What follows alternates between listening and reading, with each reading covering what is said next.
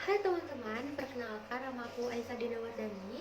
Aku adalah siswi yang saat ini sedang duduk di bangku SMP kelas 9. Nah, pada kesempatan hari ini aku akan menjelaskan tentang materi peluang yang diajarkan di kelas 9 semester 2.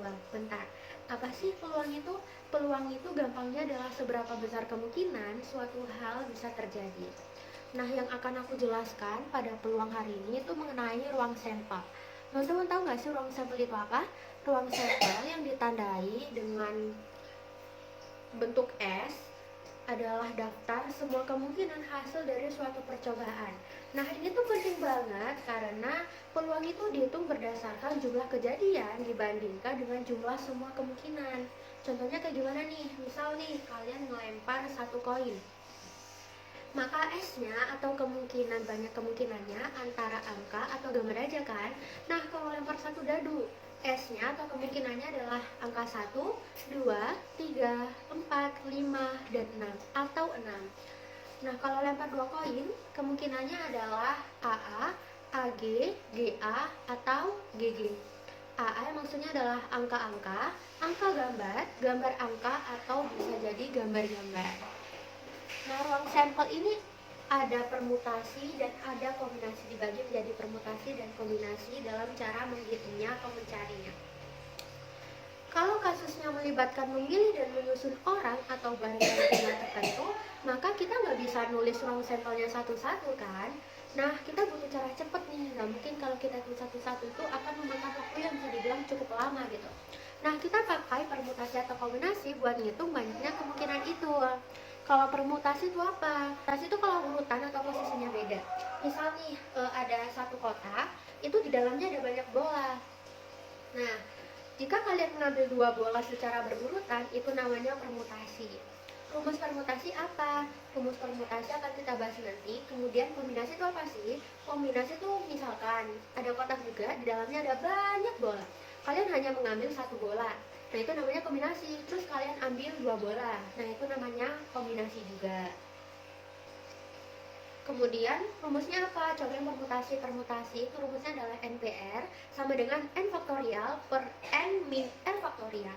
Nah, N itu adalah jumlah total yang tersedia, kemudian kalau R itu jumlah yang dipilih, kemudian faktorial itu misalkan ada 4 faktorial, maka cara menghitungnya adalah 4 dikali 3 dikali 2 kali 1. Kalau misalkan 10 faktorial gimana? Berarti sama dengan 10 kali 9 kali 8 sampai kali 1 gitu.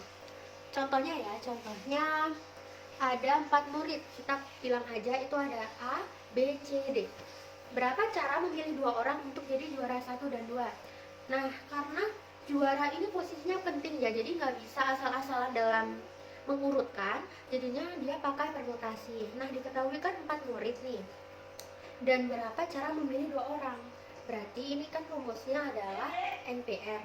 Kalau NPR berarti 4 P2 sama dengan 4 faktorial per 4 min 2 faktorial. Berarti 4 faktorial sama dengan 4 dikali 3 dikali 2 dikali 1 per 4 min 2 adalah 2 faktorial, jadinya 2 kali 1 sama dengan 12.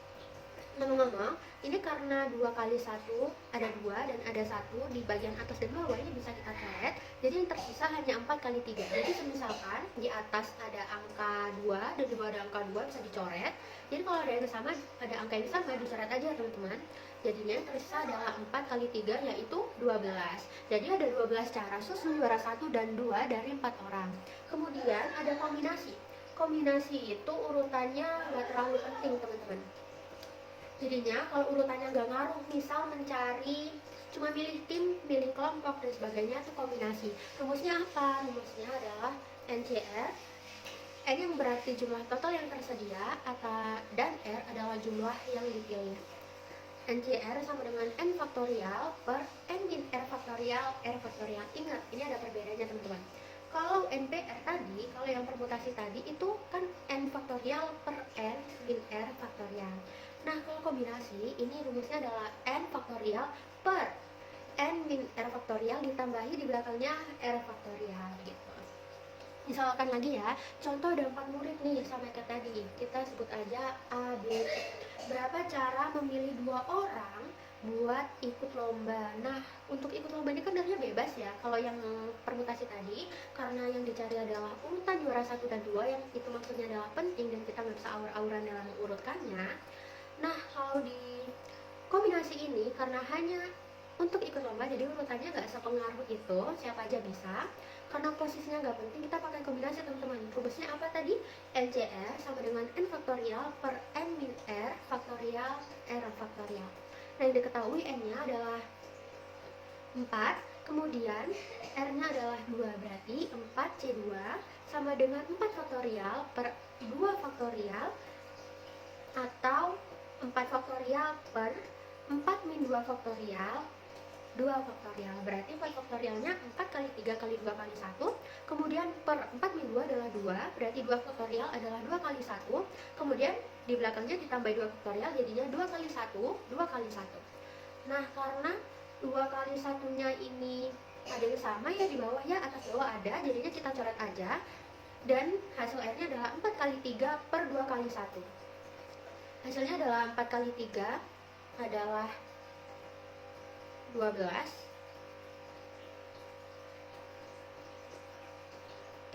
4 kali 3 itu adalah 12 per 2 kali 1, 2. 12 dibagi 2 sama dengan 6. Jadi ada 6 cara pilih 2 orang dari 4 tanpa lihat urutan. Nah, jadi ya teman-teman.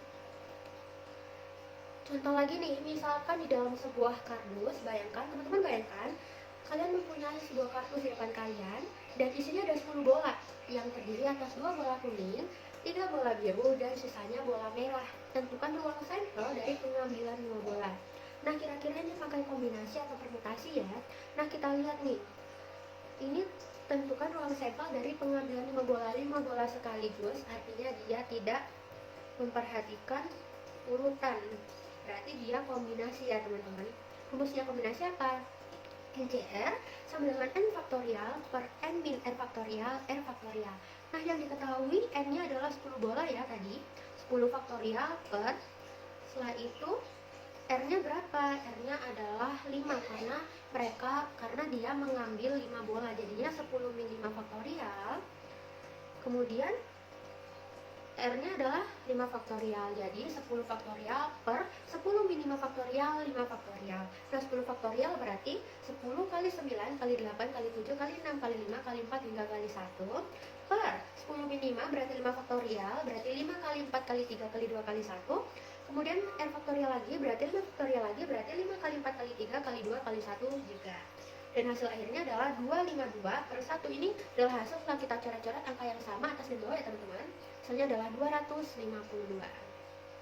Oke teman-teman, jadi begitulah cara atau tips and trick, cara cepat mengetahui ruang sampel. Jadi kita nggak perlu hitung satu-satu, kita bisa menggunakan cara ini. Terima kasih teman-teman, semoga bermanfaat. Assalamualaikum warahmatullahi wabarakatuh.